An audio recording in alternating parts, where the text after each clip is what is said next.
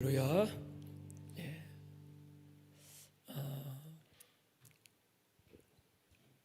라유라. 목사님 부르면 일어서는 건데, 라유라. 목사님이 부르면 일어서서 이제 얘기하는 거야. 라유라. 그래. 우리 이젠 일어서서, 앉지 말고 일어서서 우리 하브루타에 보는 거야. 깊이 생각해야 돼. 바닷가에서 고기를 잡는 아버지와 아들이 살았어. 그런데 고기를 잡아서 도시에다가 이제 그 고기를 그 수족관 차 알지? 거기에 넣어서 이 도시 저 도시로 잡은 고기를 팔아서 생계를 유지하는 아버지와 아들이 있었는데, 아버지가 잡은 그 고기, 수족관에 있는 고기는 이 도시 저 도시를 막 팔러가도 고기가 그 안에서 안 죽어.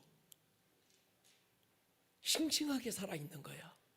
그런데 아들이 잡은 고기는 그 도시에까지 가지도 못하고 다 죽어버려. 그래서 이 아들이 아버지에게 찾아가서 물었어. 아빠, 아버지, 어떻게 아버지가 잡은 그 고기는 이 도시 저 도시에 다 가서 팔아도 고기가 그때까지 살아있는데, 내가 잡은 이 고기들은 가까운 도시에 채 가기도 전에 죽어버리는데 아빠가 잡은 고기들이 그렇게 싱싱하게 살아있는 이유가 뭘까요? 물은 거야. 아빠가 뭐라고 대답했을까? 라율이 네 생각은 어때? 어떻게 아빠가 잡은 고기는 똑같은 수족관 차인데 아빠가 잡은 고기는 살아있을까?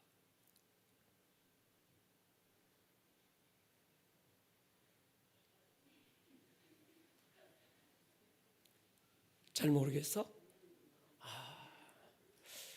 그래, 앉아. 그럼 우리가 조금 더 얘기해 보자. 여러분들은 어떻게 생각합니까?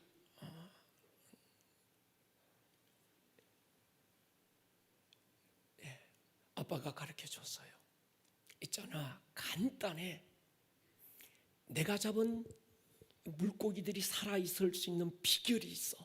그건 이 수족관 안에 고기를 잡아먹는 천적을 한 마리 넣어두는 거예요.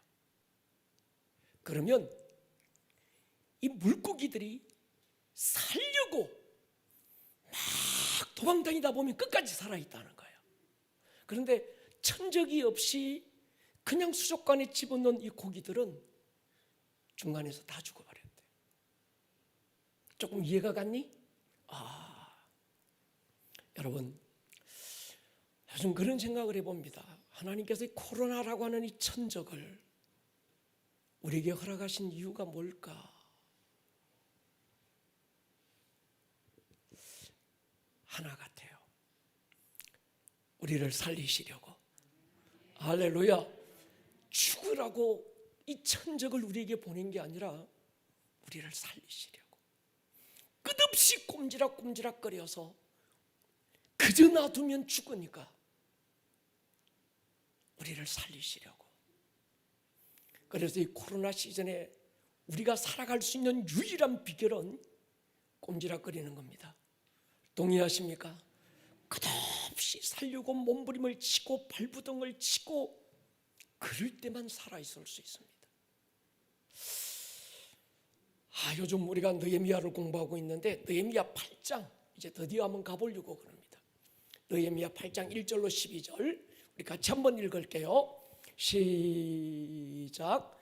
이스라엘 자손이 자기들의 성읍에 거주하였더니 일곱째 달에 이르러 모든 백성이 일제히 수문 앞 광장에 모여 학사 에스라에게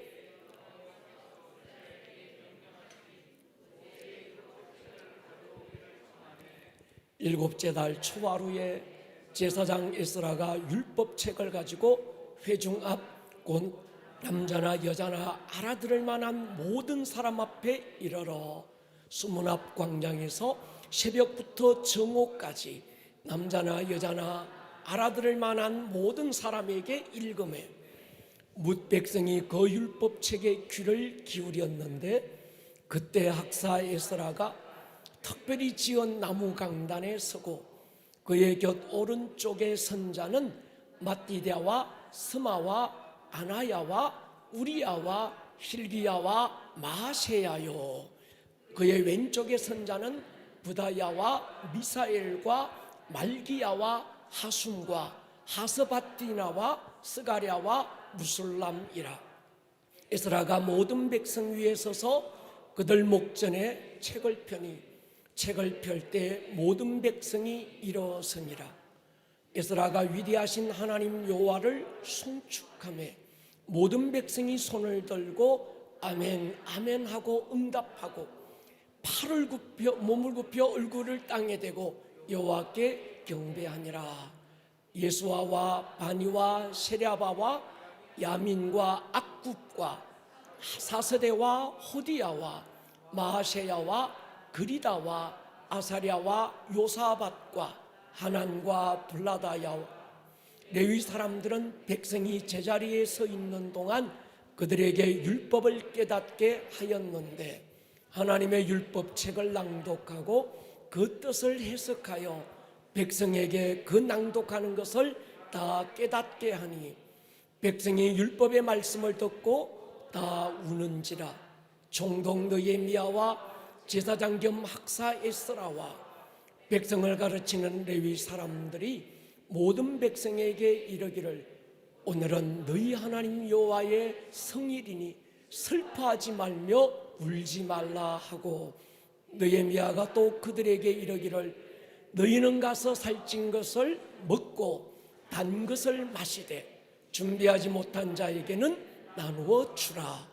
이날은 우리 주의 성일이니 근심하지 말라.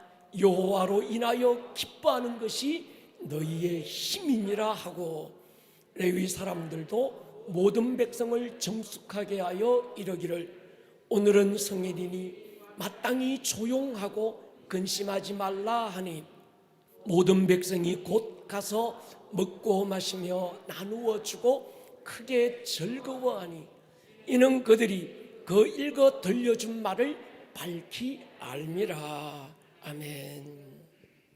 그렇습니다. 누구도 예측하지 못했던 코로나는 전혀 새로운 시즌을 열었고 새로운 질서를 만들었습니다.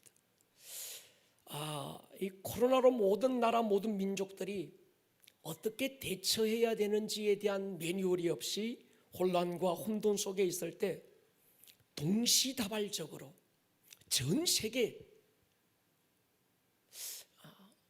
우리나라만이 아니라 전 세계에 동시다발적으로 깨어있는 교회들과 주의 종들에게 하나님이 공통적으로 주신 말씀들이 있더라고요. 그게 하박국 말씀이었습니다. 저희 교회도 하박국에 대해서 눈이 열리면서 코로나라고 하는 퍼펙트 스톰을 통해 일어나고 있는 더 큰 하나님의 파도, 홀리 퍼펙트 스톰이 일어나고 있는 걸 보게 하셨습니다. 하박국이 하나님의 침묵을 이해할 수 없어서 따졌지요. 하나님 이런 상황에서 왜 침묵하십니까? 하나님이 응답합니다. 내 종아, 네가 볼 때는 내가 침묵하고 있는 것처럼 보이지만 내가 침묵하고 있는 게 아니라 나는 내 할 일을 하고 있단다. 그러면서 하나님께서 하박국의 눈을 열어주면서 하나님이 일하시는 방법을 알게 합니다. 내가 내 백성 이스라엘을 혼내주려고 가장 세상에서 잔인했던 아수르 사람들을 일으키고 있다. 하나님의 방법을 보고 하박국이 다시 하나님께 나가서 따집니다.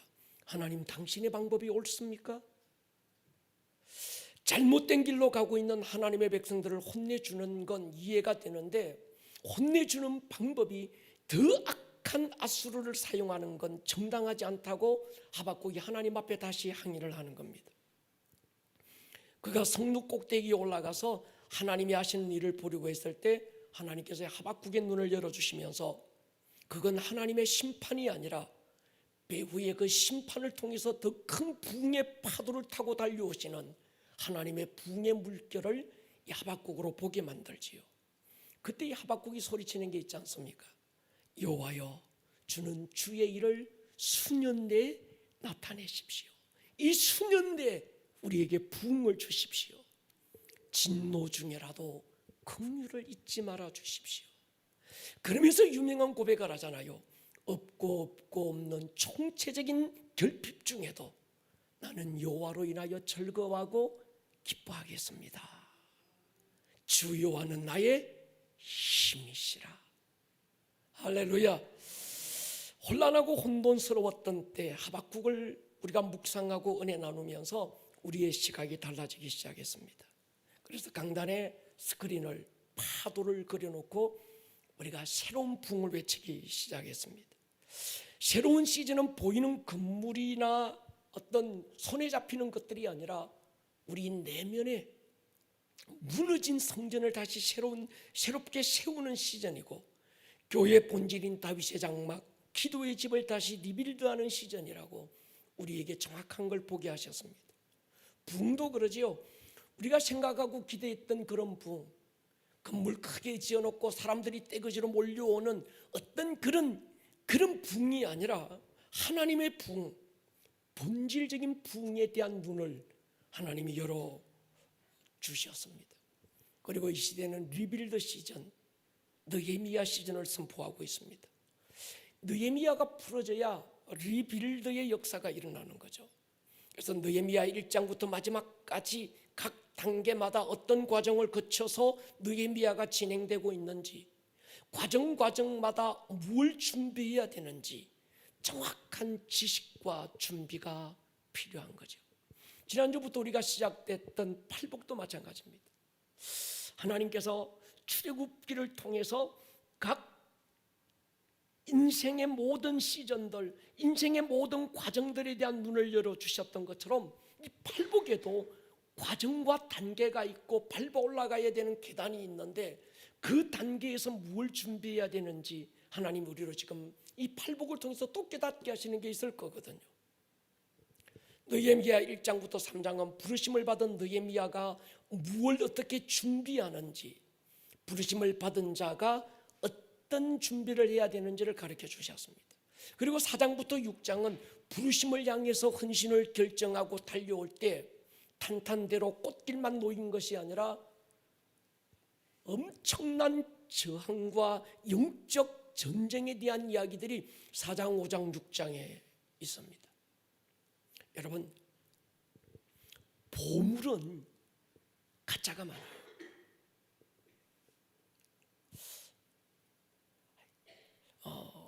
가짜가 없는 것들은요, 별로 가치가 없는 겁니다. 동전을 위조하지 않습니다. 1불짜리를 위조하지 않아요. 왜요? 가치가 없는 거예요. 가짜가 많다. 이건 뭡니까? 굉장한 가치가 있다는 거죠. 나의 부르심에 영적 공격이 없다. 그 사람이 영적 고수기 때문이 아니라 그 사람의 부르심이 별로 가치가 없는 거예요. 부르심을 받은 사람들은 참 많습니다. 부르심을 노래하는 사람들도 많고 부르심을 선언하고 선포하는 사람들도 많습니다. 그런데 부르심을 완수하는 사람들이 많지가 않아요. 왜 그럴까? 느헤미야 4장, 5장, 6장을 몰라서 그렇습니다. 영적 전쟁의 영역을 모르는 겁니다. 4장 외부의 적들에 대한 공격, 5장 내부에서 일어나는 전쟁, 6장은 성벽이 완공되고 절박했던 이 원수들이 안팎으로 우겨싸며 공격해 오잖아요.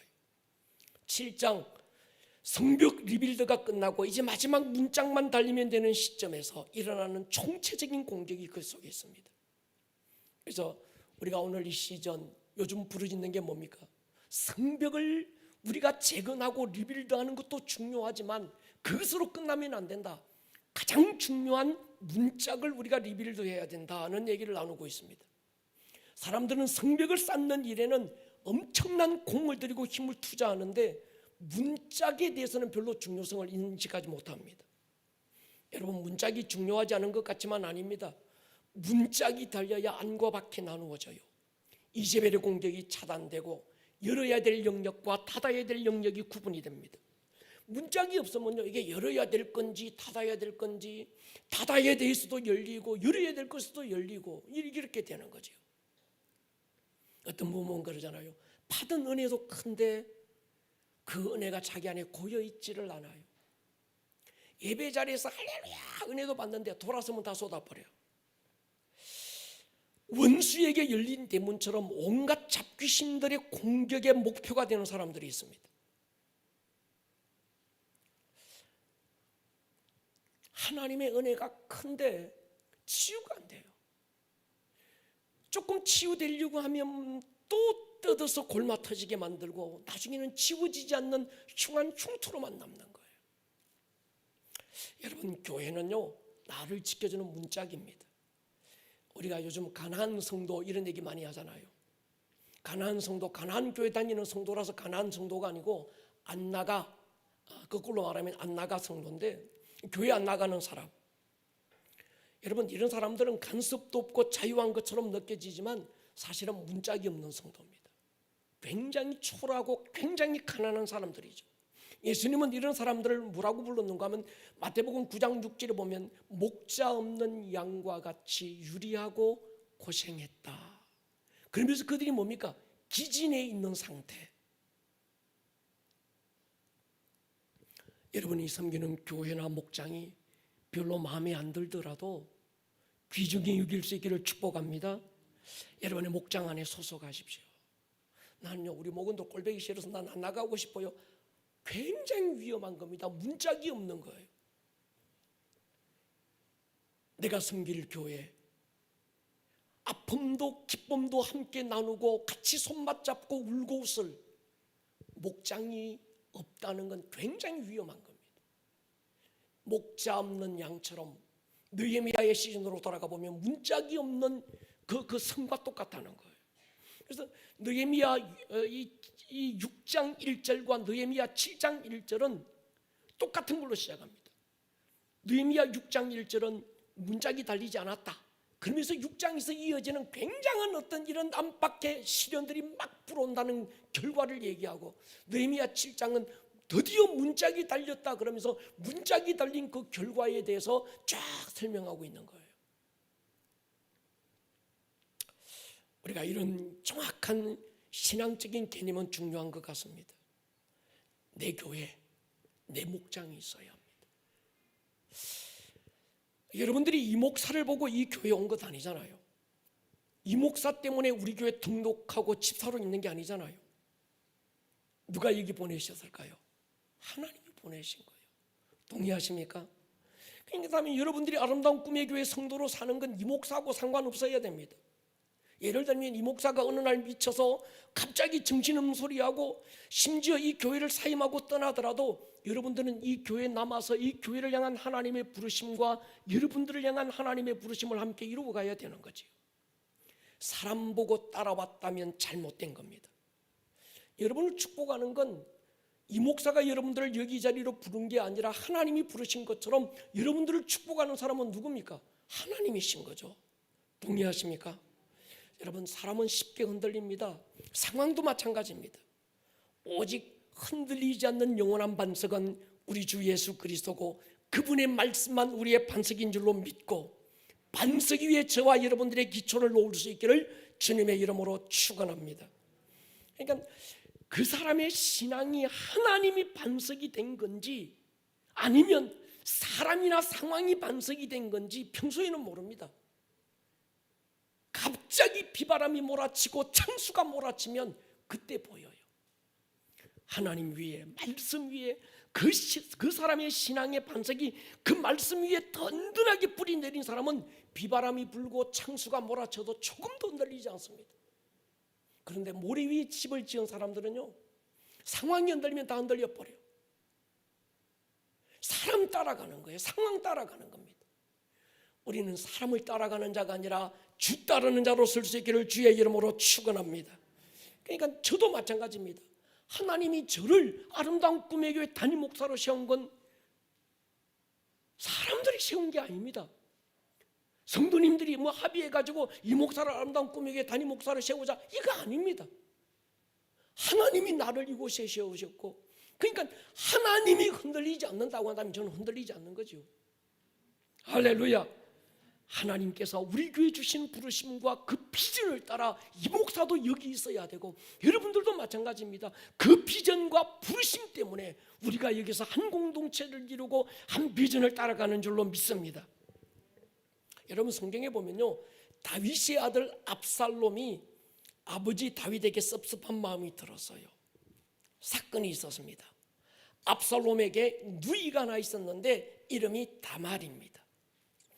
얼굴이 예쁘고 아름답다고 성경은 기록하고 있는데, 다윗에게 압살롬의 배다른 아들이 또 있었는데 암논이라는 아들이 있었어요.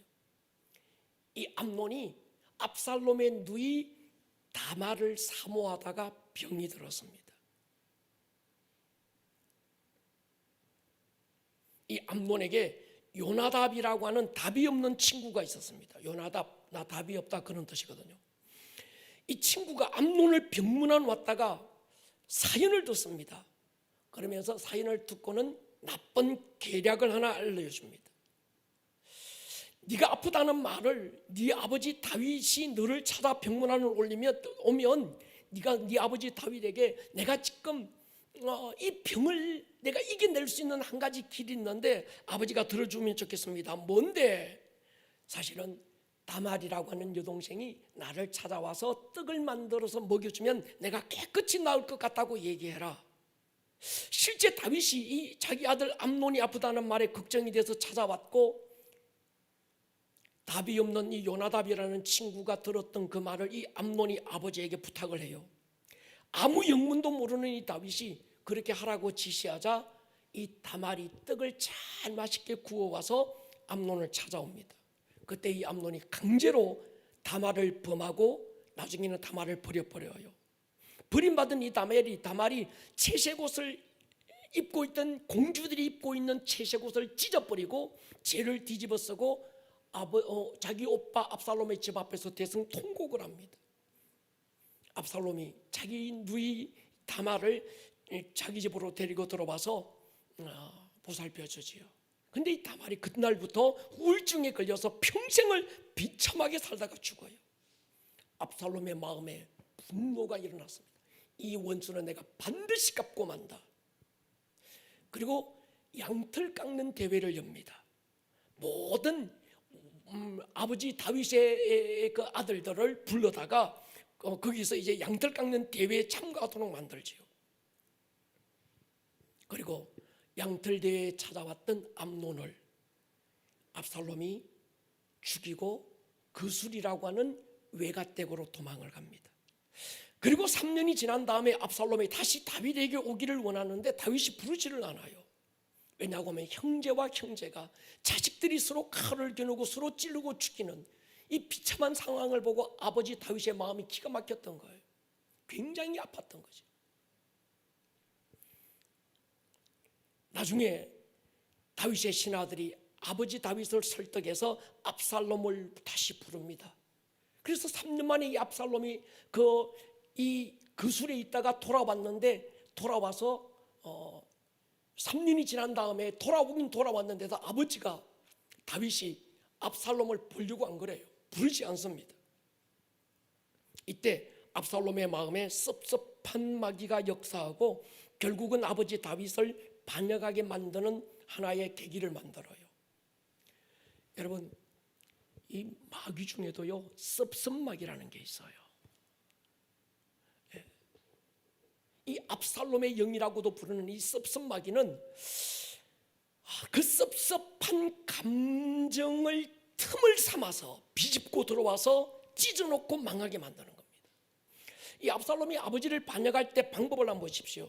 이 압살롬이 뭔가 하면 지난번에도 말씀드렸던 것처럼 그 성에는 성문이 있는데 그 성문 앞에 하나의 의자가 있고 돌의자 위에서 왕이 앉아서 백성들을 만나주고 재판을 합니다. 그러니까 그 의자 위에 누가 앉는 거 하면 압살롬이 딱 앉는 거예요. 그리고는 아버지 다윗을 찾아와서 재판을 부탁하는, 재판하기 위해서 찾아오는 백성들의 마음을 아버지 대신 자기가 재판해 주면서 다윗에게로 향했던 백성들의 마음을 자기가 옆으로 빼돌리기 시작합니다. 여러분, 이것이 압살롬의 영의 역할이죠. 다른 사람들 안에 있는 섭섭한 감정을 이용해서 리더를 향한 마음을 나누고 빼앗는 겁니다. 여러분, 우리가 문짝이 끼어진다는 건 그냥 리더십에 대한 권위만 무너지는 것이 아니라 압살롬의 영이 내 삶의 침투에 들어올 수 있는 문을 열어주는 거예요.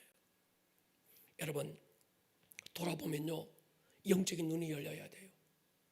내 인생의 대문에 압살롬의 영이 앉아 있는지 안 있는지 그거 봐야 됩니다. 그놈이 앉아 있으면요, 부모와 자식 사이에 섭섭한 마음을 집어넣고요, 부부 사이에도 섭섭한 마음을 집어넣고, 그걸 또 비집고 타고 들어와서 부부 사이를 이간시켜 놓고, 부모와 자녀 사이를 이간시켜 놓고, 선생님들과 우리 학생들 사이의 마음을 이간시켜 버리고, 목자와 목원들 사이의 마음을 또 이간시키고, 이게 누가 하는가 하면 그냥 볼 때는 우리가 그저 뭐 서로 마음이 안 맞아서 저러나 보다 싶은데, 영적으로 보면 내 인생의 문짝 바로 앞에 이 압살롬의 영이라고 하는 영적 실체가 앉아서 우리의 인생을 나누고 쪼개고 있는 거예요. 우리가 해야 될 일이 있습니다. 권위자와 소통하는 일입니다. 할렐루야. 여러분들 안에 섭섭한 마음이 일어나거든 빨리 소통하셔야 합니다. 자녀들과 소통의 문을 열어놓고요, 부부 사이에도 이 소통의 문을 계속 열어놓고, 목자와 목원들 사이에도 이 소통의 문, 이 커뮤니케이션이 될 수 있는 길들을 자꾸 열어놓으셔야 돼요. 아니면 압살롬의 영에게 쏟고 마는 거예요. 1장, 2장, 3장 준비, 4장, 5장, 6장 원수가 안팎으로 공격하는 존재들이 있다. 그리고 7장은 성의 안팎을 리빌드하는 과정이었다면, 이젠 8장은 성벽이 완공되고 문짝도 달리고 철저한 경계가 만들어집니다. 문지기가 세워지고 노래하는 자들, 레위인들을 통해서 예배가 일어납니다. 하나냐를 중심으로 하나님을 경외하는 일에 뛰어나고 충성스러운 리더들이 세워지고 다스리는 자들이 그 성 안에 세워지게 됩니다. 그리고 이제 우리는 8장으로 넘어왔는데, 8장은 성전 안에서 기능적인 부분들이 리빌드되는 과정을 우리에게 설명합니다. 하루는 레위인들과 성전에서 예배하는 예배자들이 성전 구석구석을 청소하고 정리하다가 한쪽 구석에 뭐가 먼지가 뽀얗게 쌓여있는 괴짝 같은 게 하나가 있는데, 그 괴짝을 열어보니까 거기에 두루마리 하나님의 성경이 담겨 있는 거예요. 그걸 발견합니다. 열어보니까 그게 모세오경입니다. 모든 백성들이 수문 앞 광장에 모여서 에스라에게 얼마 전에 발견된 하나님의 성경을 읽어주고 해석해달라고 요구해요. 여러분, 에스라, 느헤미야가 보면 이 에스라는 느헤미야보다 14년 전에 앞서 돌아왔던 제사장이죠. 느헤미야 8장은 보십시오. 7째 달 초하루에 제사장 에스라가 율법책을 가지고 회중 앞 곧 남자 여자 알아들을 만한 모든 사람 앞에 이르러 수문 앞 광장에서 새벽부터 정오까지 6시간 남자나 여자나 알아들을 만한 모든 사람 앞에서 읽어줍니다. 그리고 모든 백성들이 그 율법책에 귀를 기울이고 있어요. 여기서 일제히라는 말, 영어 성경에는 all the people came together as one이라고 나오는데, 이건 뭔가 하면 as one이라는 말은 같은 목적으로 하나가 됐다, 그런 말입니다. 하나님의 말씀이라고 하는 그 말씀의 뜻과 그 말씀이 우리에게 주시는 의미를 깨닫기 위해서 알아들을 만한, 말귀를 알아들을 만한 남자 여자 모든 사람들이 하나님 말씀 앞에서 아침부터 정오까지 꼼짝도 않고 지금 서 있는 거예요. 이게 지금 8장의 전체적인 배경을 지금 우리에게 설명합니다. 우리가 지금 이 느헤미야를 말씀드릴 때 여러분 단계를, 과정을 아셔야 됩니다.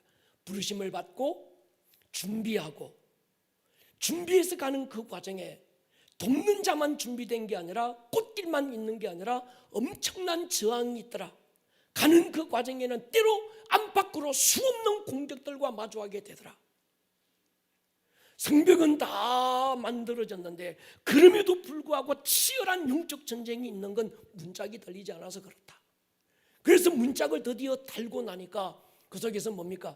이젠 예배를 회복시키고 성전에서 노래하는 자들 레위인들을 불러다가 예배를 다시 리빌드하고, 그 다음에 유다인들 하나니와 어떤 그 사람들을 다시 일으켜서 그 성 안에 또 다른 어떤 이 질서를 또 잡아가고, 그 다음에 8장 넘어가서 이제 하는 일이 뭡니까? 하나님의 말씀 앞으로 지금 돌아가고 있는 거예요. 할렐루야. 자, 8장까지는 느헤미야가 쭉 감이 잡혔죠. 지금 이 과정이 굉장히 중요합니다. 성벽이 리빌드되고 문짝이 달리면서 안팎이 나누어지고 이세벨의 영이 단절되고 나니까 하나님께서 모든 백성들 안에 뭘 부어주시는가 하면 말씀에 대한 갈급함을 일으키는 겁니다. 이번 주가 우리가 팔복을 얘기할 때 이번 주가 하는 얘기 첫 번째 복, 심령이 가난한 복인데, 이 심령이 가난한 복이 뭔가 하면 이거죠. 말씀에 대한 갈급함, 하나님의 은혜에 대한 갈급함, 자기 심령의 가난함과 자기 심령의 파산 상태를 깨닫고 내 모든 이 영적 파산을 해결할 수 있는 길은 오직 하나님의 말씀밖에 없다. 오직 주의 은혜밖에 없다. 예수만이 내 인생의 모든 파산을 다시 일으킬 수 있는 유일한 길이다. 이걸 깨닫는 게 심령의 가난함이거든요. 그러니까 이 심령의 가난함은 그냥 막 부어지는 것이 아니라 이런 과정들을 통해서 우리에게 주어진다는 거예요. 할렐루야. 여러분, 하나님이 부어주시는 마음, 성벽이 재건되고 문짝이 달리고 나니까 하나님께서 그들 안에 부어주시는 게 뭔가 하면 은혜에 대한 갈급함을 부어주시는 겁니다. 말씀에 대한 사모함이 일어나는 겁니다. 그 문짝을 다 달고 나니까 은혜가 온전한 은혜가 되는 겁니다. 전에는 은혜도 받았는데 갑자기 받은 은혜도 큰데 새어나가는 은혜가 더 많아. 근데 문짝을 달고 나니까 은혜가 내 안에 온전한 은혜가 되기 시작하는 거죠. 전에는 터진 웅덩이처럼 물은 많이 쏟아붓는데 이게 다 빠져나가 버리고 마는 겁니다. 감동도 잘 받고 은혜도 잘 받는 그런 사람들 있잖아요. 할렐루야, 은혜 받았습니다, 할렐루야 막 이러다가 돌아서고 나면 언제 그랬느냐는 듯이 아주 얼굴 표정이 확 달라지는 그런 사람들, 받은 은혜를 유지 못하는 사람들. 왜 그럴까? 내가 받은 은혜를 빼앗는 존재가 있는, 누수되는 게 있는 거예요. 이 영적인 문짝 문제죠. 에스라가 율법책을 가지고 와서 낭독하고 레위인들 제사장들이 군데군데 서서 에스라가 읽어주는 그 율법을 낭독하면 이게 중간중간 레위인들이, 제사장들이 자기 주위에 있는 사람들에게 저 말씀이 어떤 말씀인지를 해석해주고 풀이해주는 일들이 지금 영적 대부흥사경회가 지금 이 수문 앞 광장 앞에서 지금 이루어지고 있는 현장입니다. 근데 새벽부터 정오까지, 여러분 이스라엘의 정오를 여러분들이 안 가봐서 잘 모릅니다. 이스라엘은요, 해만 뜨면 밖에 나가서 20분 30분 서 있을 수가 없습니다. 굉장히 뜨거운 날씨예요. 그런데도 말귀 알아들을 만한 모든 아이부터 어른에 이르기까지 한두 시간이 아니라 새벽부터 정오까지 하나님의 말씀이 선포되는데도 누구도 움직이지 않는 거예요. 그냥 움직이지 않는 정도가 아니라 하나님의 말씀이 하나 선포될 때마다 아멘 아멘 화답하고 몸을 땅에 엎드려서 굽혀 경배하고 하나님을 찬양하고 감사하는 이런 일들이 지금 6시간이 지금 이어지고 있는 거예요. 제가 이 설교자로 가끔씩 자괴감이 들 때가 있습니다.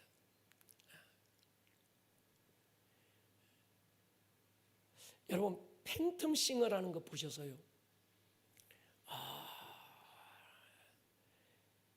우리나라 최고의 성악가들이 나와서 이 노래를 경연하는 장면이 있는데, TV 프로그램이 있는데, 그걸 옆에서 보면서 참 노래 잘한다 인간들, 이런 생각도 드는데, 설교자로서 자괴감이 들었던 건 뭔가 하면 어떤 사람은 경연에 나와서 노래 한 곡 부르고 나면 다 일어서서 앵콜하고 막 박수 쳐주고 그러더라고요. 근데 저는 30년을 설교하는데도 아무도 설교 듣고 앵콜을 안 해. 제가 앵콜을 받아본 적이 있어요. 오래전에 한 20년도 됐습니다. 중국에 이제 다니면서 선교할 텐데 중국 저 한족 시골 깡촌에 들어가서 이제 선교를 하고 하는데 추운 겨울이에요. 사람 조그마한 여기에 사람들이 막 바글바글 모여서 이제 한국에서 목사가 와서 또 그 사람들이 와서 자기는 평생에 목사를 처음 만났대. 저를 보고요. 그리고 손을 잡고 막 울고 안아주고 제 손을 자기 막 볼에 부비고 막 이러는 분들. 제가 설교를 했습니다. 한 2시간을 설교하고 3시간을 설교했는데도 통역을 하잖아요. 3시간 설교해봐야 약 1시간 설교하는 분량밖에 안 돼요. 설교하고 내려올리고 그러는데 사람들이 아무도 안 움직여. 저는 강단에서 내려왔는데 그래서 물었어요. 왜 사람들 안 가고 저렇게 있노? 이제 목사님 설교 서론한 거 아니냐? 그러니까 이 사람들이 그래서 제가 또다시 올라가서 앵콜 여러 가지 올라가서 또 설교 3시간 더 하고 내려왔어. 그러니까 한 6시간 설교 딱 하고 나니까 사람들이 이제 좀 설교 들었다고 생각하나 봐요. 그런데 그때부터 아브라조를 시작했습니다. 한 분 한 분 머리에 손 얹고 막 안수하고 300명 안수하고 나니까 여기 손에 보니까 손이 반질반질해지더라고요. 이분들이 하도 머리를 안 감아가지고 제가 흰 와이셔츠를 입고 설교했는데 300명을 허그를 타고 나니까 여기가 새카맣더만요. 이분들이 설교 끝났는데 이분들이 앵콜을 외치고 막 더 설교해달라고. 그때 이후로 제가 설교에 앵콜을 받아본 적이 없어요. 제가 하나님 앞에 요즘 기도하고 있습니다. 하나님 한 3시간 설교하고도 또다시 앵콜 받는 설교가 있게 해주십시오. 왜 아멘들 안 하십니까? 기대하시고 고대해 보십시오. 3시간은 좀 그러면 2시간 하고 또 앵콜 2시간 더 하고 막 이런.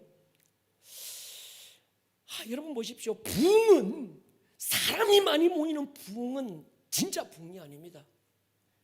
하나님이 느헤미야를 통해서 그 예루살렘 성 안에 부어주시는 부흥은 말씀의 부흥이었습니다.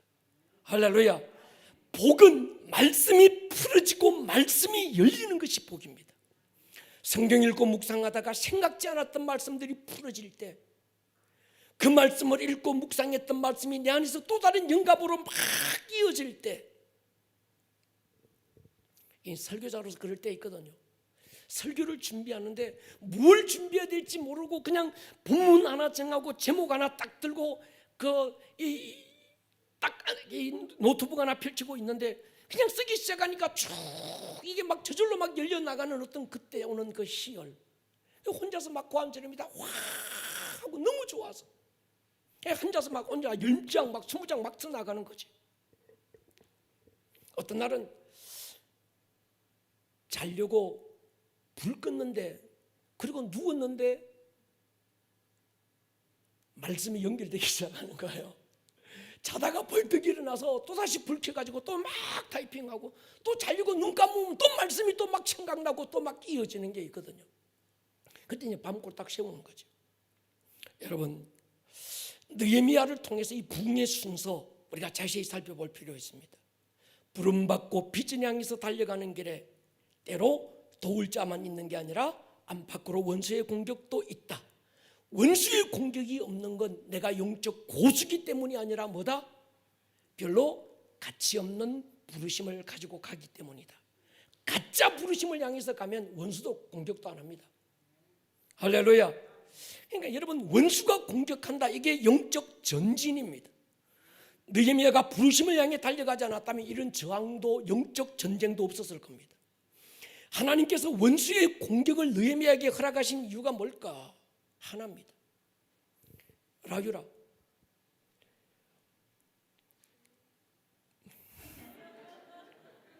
이름 자꾸 불러서 미안하다 야. 나중에는 이게 추억이 될 거야. 봐. 그 물고기 잡아놓은 수족관 안에 천적되는 무서운 고기를 풀어놓는 이유가 뭐지? 그래, 살리려고, 그지? 예, 그래야 이게 사니까. 여러분, 가만히 있으면 다 죽습니다. 그래서 제가 목사가 때로는 좀 우리 목사님 너무한다 싶을 정도로 그러잖아요. 10days 리바이벌 합시다. 1차 팬데믹 왔을 때 막 고함 지르고, 2차 팬데믹 왔을 때 뭐였습니까? 킹스 하이웨이, 우리가 다시 왕의 대로를 준비하자 막 고함 지르고, 3차 팬데믹이 왔을 때 다시 리빌드 시즌을 선포하면서 막 하는 이유가 왜 있는가 하면 그냥 놔두면 다 죽는 거예요.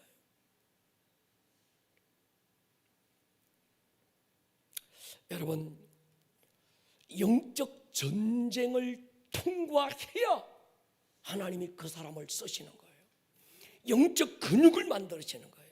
그러니까 여러분, 우리가 그 출애굽기를 통해서도 배웠지만 광야를 통과하지 않은 사람은 길게 쓰임받지 못합니다. 환난의 때를 이기고 나갈 근육이 없는 거예요. 그러니까 여러분들 삶에 때로는 고난이 오고 나도 이해할 수 없는 여러 가지 환난들이 막 안팎으로 우겨 싸오거든. 두려워할 필요 없습니다. 하나님이 나로 하여금 근육을 만드시는구나. 결론은 승리라고 하는 걸 딱 정해두고 우리는 뭡니까? 오늘 하나님 앞에서 무릎 꿇고 이기고 나가야 될 줄로 믿습니다. 느헤미야가 먼저 외부의 성벽을 리빌드하잖아요. 혼자 다 하지 않고 가문마다 지파마다 자기들이 쌓아야 되는 구간들을 정해둡니다. 그리고 책임지고 그 리빌드하게 만들죠. 그냥 하는 게 아닙니다. 한 손에는 쟁기를 들고 또 한 손에는 무기를 들고 기업고 과업을 완수해냅니다. 성벽이 완공됐다고 끝나는 게 아니죠. 마지막으로 성문의 문짝을 다는 이야기가 느헤미야 7장을 쭉 풀어놓고 우리에게 있는 겁니다. 여러분, 문짝이 달리지 않았을 때와 달렸을 때 굉장한 어떤 차이가 있다는 걸 우리가 아셔야 합니다. 여러분들에게 제가 그런 말씀을 계속 드렸습니다. 권위의 회복, 이게 돼야 말씀이 들려옵니다. 지금 우리 교회 시즌이 바로 그겁니다. 영적 전쟁이고 이기고 문짝을 분명하게 탈 때 우리 교회 안에 말씀의 부흥이 풀어질 줄로 믿습니다. 문짝이 달리지 않는데 말씀이 들려오면요, 그때부터 원수가 속입니다. 우리 교회 기도의 집을 선포하고 목사는 하나님께서 제게 주신 감동이 뭔가 하면 이젠 이 아름다운 꿈의 교회 기도의 집안에서 예언이 풀어지고 어떤 하나님께서 우리 가운데 부어주시는 주의 음성을 듣는 일들이 풀어지게 될 거다. 이걸 제가 선포했습니다. 그런데 그걸 하기 전에 가장 중요한 게 뭔가 하면 문짝의 문제예요. 멘토의 문제입니다. 영적 멘토가 없이 말씀이 풀어지면요, 그때부터 쏘가요. 교만해지게 되고요. 하나님의 말씀이 아니고 귀신들의 속삭임을 마치 하나님의 말씀인 것처럼 착각하게 만드는 거예요. 그러니까 내가 하나님의 음성을 들었다, 내가 정말 하나님께서 내게 주시는 예언적 선포가 있었다, 이건 철저하게 또 확인하고 또 점검되고, 어디에서? 공동체 안에서, 목장 안에서 이걸 또다시 점검하고, 교회 안에서 점검하고, 이런 작업이 이루어지지 않으면 속는다는 얘기예요. 할렐루야. 우리는 예배가 깊어지고 기도의 집을 통해서 하루에 2번씩 예배와 기도와 예배는 다른 게 아니거든요. 한 손에는 하프가 한 손에는 보울이라고 하는 게 서로 각각 손들의 역할들이 다른 게 아니라 예배가 기도고 기도가 예배인 거예요. 할렐루야. 다윗의 모습을 보면 그랬잖아요. 다윗은 때로 여러 가지 막 우기싸움이 막 그에게 몰려올지라도 그는 하나님 한 분만 바라보는 겁니다. 그러니까 이 문짝의 문제 굉장히 중요합니다. 여러분들의 목장 안에서 그 목자에 대한 영적 권위를 인정하고, 할렐루야, 교회 안에서 장로님들, 하나님이 세우신 기름 부은 장로님들에 대한 영적 권위가 인정되고, 주의 종들이 나이가 어리고 좀 뭔가 모자라는 것 같지만 그러나 하나님이 세우셨다 하여 그 영적 권위가 인정될 때, 그 영적 질서 안에서 그때부터 말씀이 풀어져야 되는 거예요. 할렐루야. 그 전에 말씀이 풀어지면 그때부터 문제가 오는 겁니다. 처음에는 뭔가 굉장히 잘 나가는 것 같은데 조금 지나면요, 그게 모래 위에 집을 짓는 것과 똑같습니다. 이해할 수 있기를 주의 이름으로 축원합니다. 우리가 말씀도 3가지입니다. 읽은 말씀 로고스, 들려오는 말씀 포네, 받은 말씀 레마가 있거든요. 그러니까 포네나 로고스는 내 이성으로 가능합니다. 그런데 레마, 이 말씀은 성령으로만 가능하죠. 말씀이 믿는 자 안에서 역사한다 할 때 그 말씀은 내 안에서 레마가 된 말씀. 하나님의 말씀은 하나님의 얼굴입니다. 하나님은 말씀을 통해서 자기를 나타내지요. 말씀이 육신이 되오신 분이 예수님. 그러니까 우리가 여러분, 나는 하나님의 얼굴을 뵙고 싶습니다. 하나님이 그래 내 여기 있다 얼굴 짱 보여주는 게 아닙니다. 그건 금송아지가 될 수 있습니다. 하나님은 언제나 말씀을 통해서 자기를 나타내는 줄로 믿습니다. 그러니까 우리가 말씀을 읽을 때 어떤 마음으로 읽어야 되는가 하면 주님의 얼굴을 뵙듯이 읽어야 돼요. 하나님의 얼굴은 말씀이고 우리의 얼굴은 믿음입니다. 말씀이 믿음과 만날 때 레마가 되는 거예요. 그 레마가 된 말씀이 역사하는 능력이 되는 겁니다. 할렐루야. 여러분, 진짜 붕은 말씀이 열리는 거예요. 말씀이 되는 붕, 말씀이 열리는 붕이 진짜 붕입니다. 그래서 저는 우리 교회에 이미 하나님의 붕이 왔다고 선포합니다. 엘리 시대에 희귀했던 말씀이 사무엘 시대에 열리기 시작했던 것처럼 지금까지 닫혔던 하나님의 말씀이 우리 교회 기도의 집을 통해서, 우리 교회 예배를 통해서, 성경을 읽고 묵상하는 이 묵상을 통해서 말씀이 열릴 수 있기를 주의 이름으로 축원합니다. 그러니까 수직적인 땅끝 이스라엘, 수평적인 땅끝 이스라엘, 수직적인 땅끝 다음 세대. 이 언제 열리는가 하면 말씀이 열릴 때 그 땅끝에 대한, 여러분, 우리가 우리 교회에서 수평적인 땅끝 이스라엘을 부르짖고 수직적인 땅끝 다음 세대를 우리가 얘기하는데 이건 아무나 하나님이 열어주시는 게 아닙니다. 우리 교회가 창립 5주년 때 하나님께서 우리 교회에 주신 게 뭔가 하면 이스라엘이었어요. 수평적인 땅끝이었습니다. 그 다음에 하나님이 풀어주신 게 뭔가 하면 수직적인 땅끝인 다음 세대에 대한 비전을 열어주신 거예요. 마지막 때 붕이 바로 이거인 거죠. 여러분, 사도행전 6장 7절 보십시오. 우리 같이 한번 읽을게요. 시작.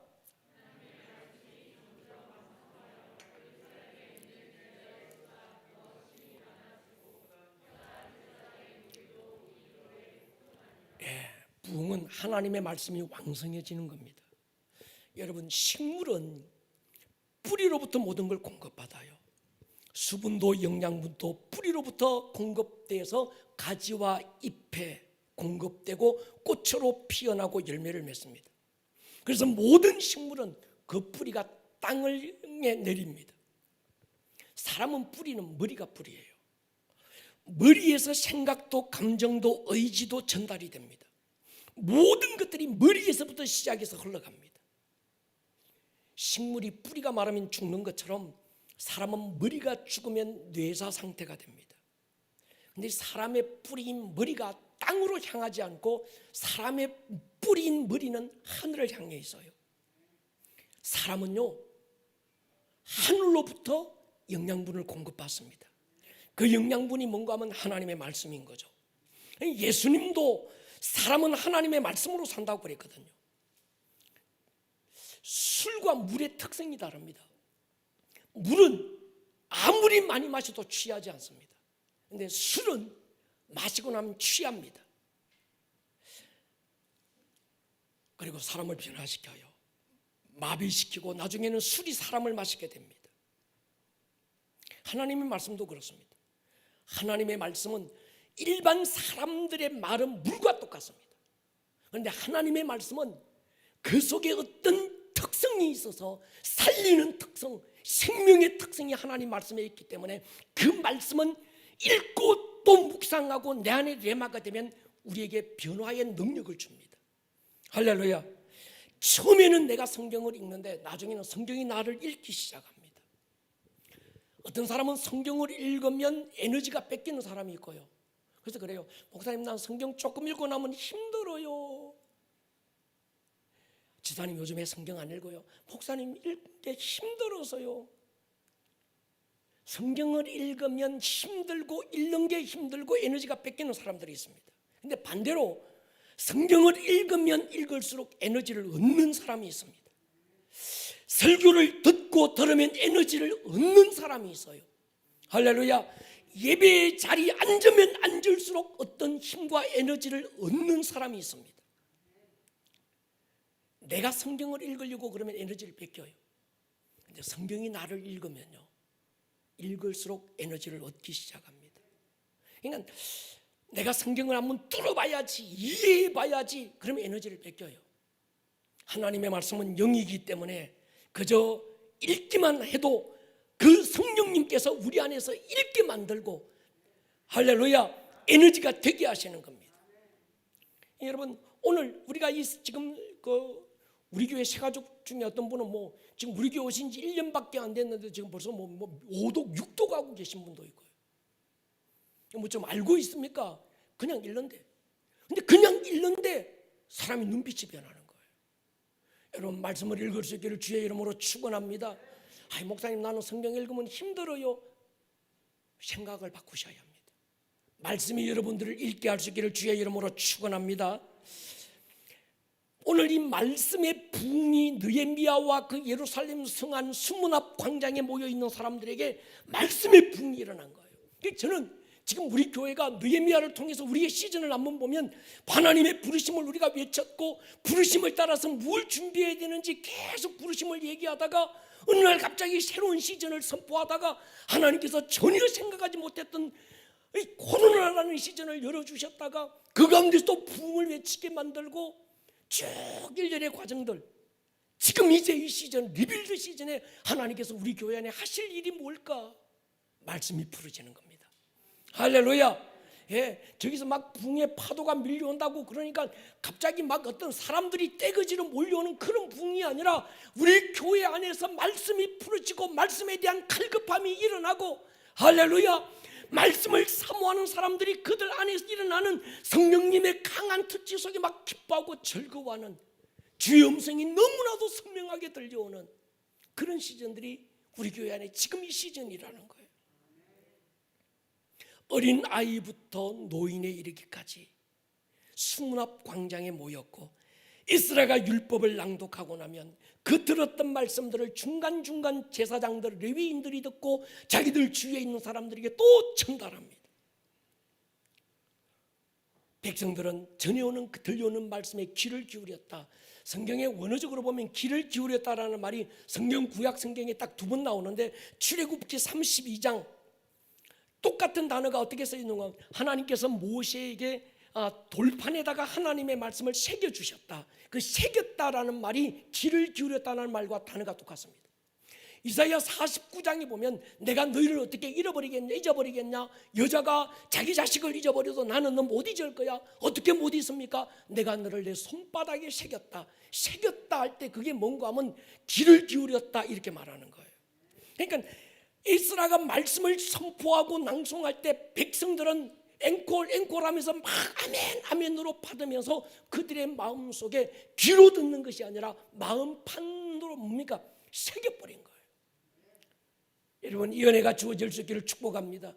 여러분들이 집에서 성경을 읽다가 아니면 설교를 듣다가 아니면 기도의 집 속에서 하나님의 말씀을 묵상할 때 그 말씀이 여러분 안에 새겨지고, 할렐루야, 귀를 기울이는 은혜가 있기를 주의 이름으로 축원합니다. 이걸 바울은 받는다고 그래요. 데살로니가서 2장에 보십시오. 이러므로 우리가 끊임없이 감사함은 너희가 우리에게 들은 바 하나님의 말씀을 들었다고 그러지 않습니다. 받을 때에 받았다는 거예요. 하나님의 말씀으로 받음이니 진실로 그라도다.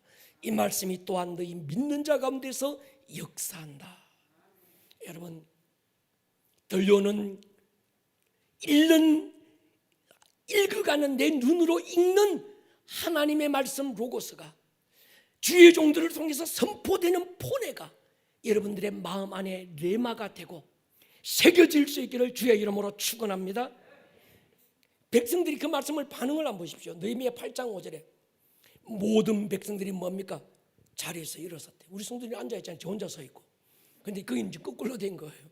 백성들이 일어선 거예요. 8장 6절 보십시오. 에스라가 위대하신 하나님 여호와를 송축하며 모든 백성이 손을 들고 뭐합니까? 아멘 아멘 하고 응답하고 몸을 굽혀 얼굴을 땅에 대고 하나님을 경배했다.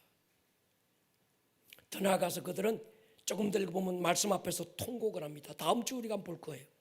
하나님의 말씀이 열리면서 그들의 마음의 눈이 열리기 시작합니다. 자기들이 왜 바벨론의 포로가 되어 끌려갔는지, 거기서 70년간 왜 그런 모진스러움과 고난을 당해야 됐는지, 그리고 또 포로에서 돌아오긴 돌아왔는데 삶은 여전히 불안하고 안팎으로 침략과 아픔을 당해야 됐는지, 그때들이 뭡니까? 그전에는 몰랐는데 말씀을 듣고 나니까 이게 보이는 거예요. 할렐루야. 여러분, 이게 보여야 됩니다.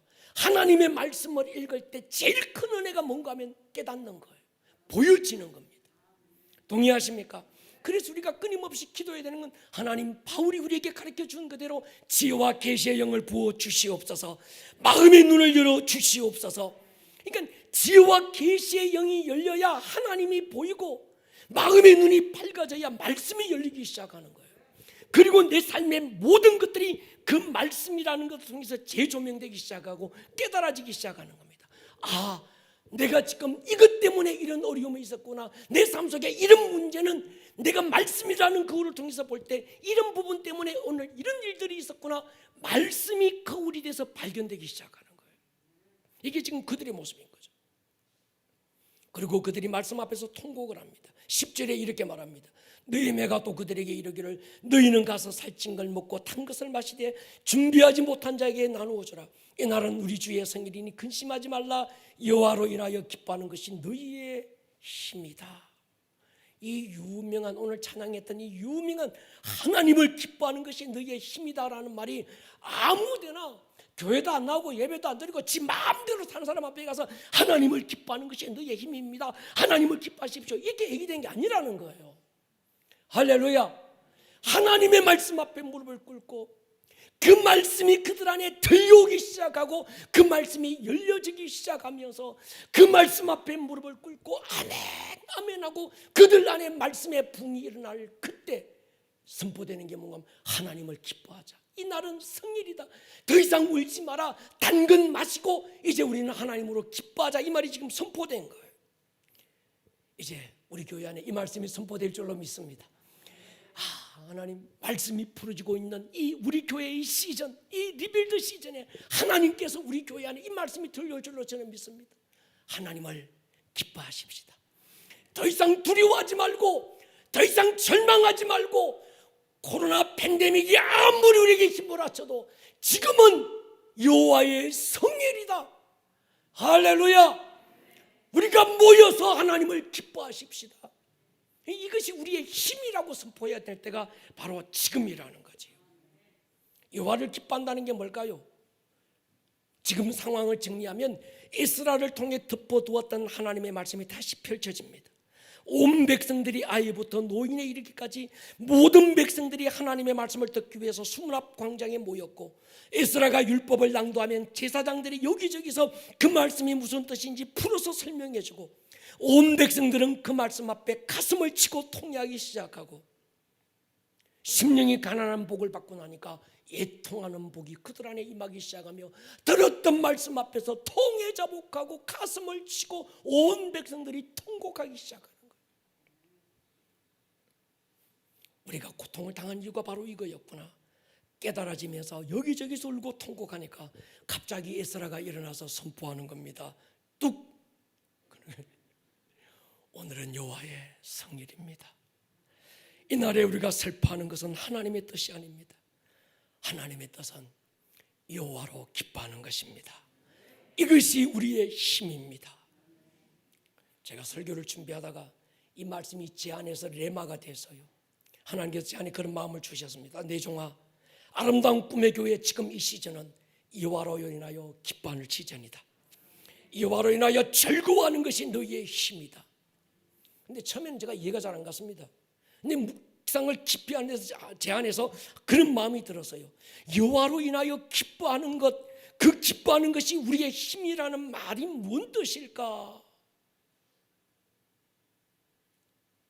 제 안에 그런 마음이 들었습니다. 하나님을 집중하는 거예요. 코로나에 집중하지 말고, 상황에 집중하지 말고 하나님을 집중하는 것, 우리의 마음과 감정의 한 부분까지도 오직 하나님 한 분께만 집중하는 것, 그것이 하나님을 기뻐하는 우리의 힘인 줄로 믿습니다. 울어도 웃어도 슬프도 즐거워도 이유가 오직 하나님이 되게 하는 것. 가난한 심령이 가난한 그 자가 하나님 앞에 받는 그 복, 이번 주일 예배를 통해서 우리가 더 깊이 나누게 될 것인데, 가난한 그 심령으로 하나님 한 분에게 집중하고 그 하나님 한 분으로 즐거워하는 것, 그것이 우리의 힘이라는 거예요. 저는 그렇게 선포합니다. 봄에는 씨를 뿌려야 되고요, 여름에는 김 매고 가을에는 열매를 거두는 일에 집중해야 합니다. 시즌마다 집중해야 되는 영역들이 있습니다. 지금 우리 교회 이 시즌에 뭘 집중해야 될까? 말씀에 집중해야 될 때입니다. 말씀에 붕이 일어나야 될 때인 줄로 믿습니다. 기도의 집에서 우리 예배자들이 어디에 집중해야 될까? 무엇에 집중해야 될까? 아닙니다. 다윗처럼 외부에서는 우겨싸움을 당하고 원수가 살을 먹으려고 달려들고 대적들이 전쟁을 일으키고 난리가 나도 원띵 오직 하나님 한 분에게만 집중하면 그분의 아름다움이 보이는 거예요. 그제서야 담대함이 생기는 것이고 그제서야 힘이 생기는 줄로 믿습니다. 예배예요, 예배. 여러분, 시간이 많이 지나서 건너뛰어 넘고 마치려고 그럽니다. 여러분 기억하십시오. 이 시즌은 하나님으로 기뻐해야 될 시즌입니다. 여러분의 힘은 여러분이 가진 지식도 아니고 경험도 아니고 여러분들이 가진 스펙도 아니고 다른 건 어떤 것도 여러분들의 힘이 될 수 없습니다. 우리가 힘이 되는 건 하나님으로 기뻐하는 것입니다. 예배는 하나님으로 기뻐하는 절대적인 우리의 과제인 줄로 믿습니다. 예배의 자리에 다시 모여서 하나님을 기뻐하고 하나님을 찬양하고 하나님 그분 한 분에게만 우리의 시선을 못 박아 고정시켜 놓고 하나님 앞에 다시 우리 안에서 예배가 기뻐지고 막 즐거워하고 하나님 앞에서 뛰어 일어서는 것, 지금 이것이 우리의 시즌인 줄로 믿습니다. 여러분, 제가 이 말씀을 준비하다가 기도의 집에 앉아서 하나님이 주시는 감동을 받고 목회 서신을 여러분들에게 써서 밴드로 쭉 보내드렸어요. 오늘 이 말씀을 준비하다가 받은 말씀입니다. 목사가 상황을 판단할 줄 모르고 목사가 꽉 막혀서 그저 예배만 부르는 것이 아니라 지금 이 시즌, 여러분 교회 와서 예배 때문에 코로나 걸렸으면 목사는 지금 100번도 더 걸렸어요.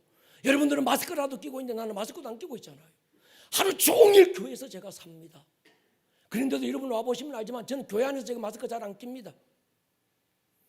예배하다가 코로나 걸린 적이 없습니다. 할렐루야. 제 얘기가 아니라 중대본에서 이미 그것들을 발표했습니다. 문제는 우리가 하나님을 기뻐해야 되는 거예요. 할렐루야.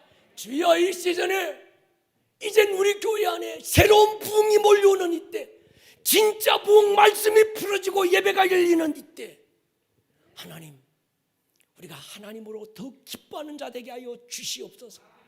여러분, 가능하면 기도의 집에 시간을 내서라도 좀 앉으세요. 적어도 우리 목자분들은, 아름다운 꿈의 교회 권사님들은, 우리 안수 집사님들은, 장로님들은 그래도 일주일에 몇 번씩은 기도의 집에 와서 좀 앉으세요. 하나님 한 분을 집중하고, 여기서 무슨 뭐 대단한 기도 내놓고 그러지 않아도, 제가 그제 어떤 분이 목사님 너무 힘든 일이 있어서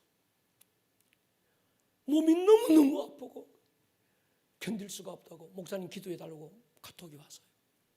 제가 그 부분을 들고 기도의 집에 앉았었습니다. 하나님, 내가 대신 아파줄 수도 없고 목사가 가서 뭐 손 얹고 기도해 줄 수도 없고, 나는 여기서 하나님을 예배할 테니 하나님이 가셔서 만져주십시오. 예배가 끝났는데 카톡이 왔어요. 목사님 너무 깨끗하고 너무 편안해졌다는 거예요. 할렐루야. 어떤 문제가 생겼을 때 문제를 내가 해결하려고 하면 자꾸 꼬입니다. 문제 해결하려고 하지 마시고 딱 들고 하나님 앞에 나와서 하나님 앞에 올려드리고, 우리는 예배할 수 있기를 주의 이름으로 축원합니다. 하나님을 기뻐하는 것이 우리의 힘이고, 우리가 알 수 있는 일은 하나님을 기뻐하는 그 자리를 찾는 일입니다. 지금이 우리 교회 그거 해야 되는 시즌입니다. 할렐루야. 어떻게 하면 코로나를 피해갈까요? 아닙니다. 하나님을 기뻐하면 됩니다. 할렐루야. 머리를 한번 숙여보십시다.